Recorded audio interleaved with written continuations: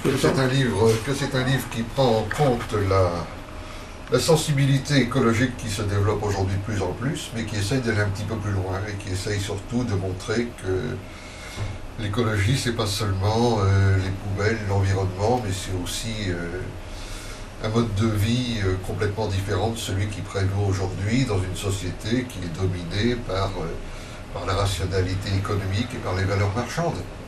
Et qu'il y a une contradiction entre la volonté d'améliorer notre cadre de vie et en même temps de vouloir toujours plus de croissance, sachant que la croissance épuise les réserves naturelles et que c'est elle qui est le plus nocif pour la préservation des milieux naturels d'existence.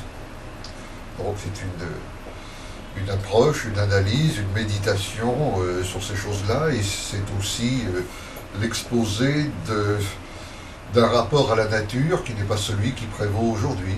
C'est-à-dire que le rapport à la nature qui est aujourd'hui dominant, c'est un rapport de prédation.